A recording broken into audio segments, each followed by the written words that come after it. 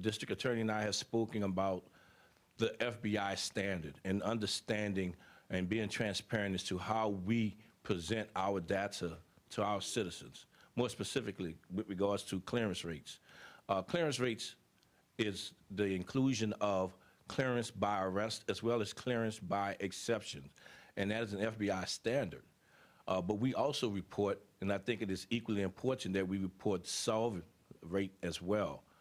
And I have committed to the district attorney as well as to our citizens, we will definitely use that baseline standard of the FBI standards, which is to report the clearance rate again, but we will equally be reporting the solve rate, because I want everyone to know and understand the solve rate also includes clear by warrant.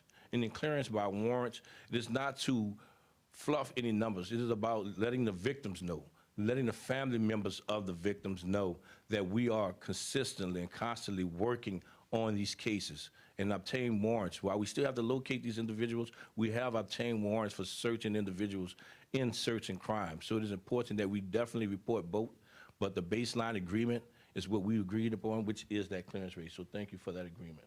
Thank you, Chief. That's a big deal. Clarity. Clarity for the public. Everybody watches Law and Order and CSI, and crimes are solved in an hour.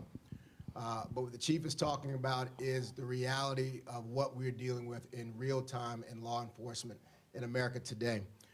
That agreement to rely on national FBI data as our baseline will give clarity to the public.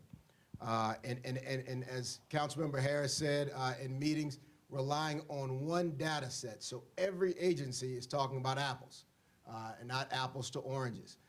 But it also makes sure that the chief can make sure that he is looking at what his officers are doing, and the solve rate and the clearance rate, both those things are vitally important. But it is this type of clear communication that will allow the public to know what is going on in our offices and what is going on in our streets and neighborhoods. Additionally, this will help both of our offices and other agencies to improve investigations against violent offenders, and ultimately aid us in securing convictions, but on the front end, aid us in presenting more information in court to ask for higher bonds, to keep violent offenders in the street and to keep those bonds even higher.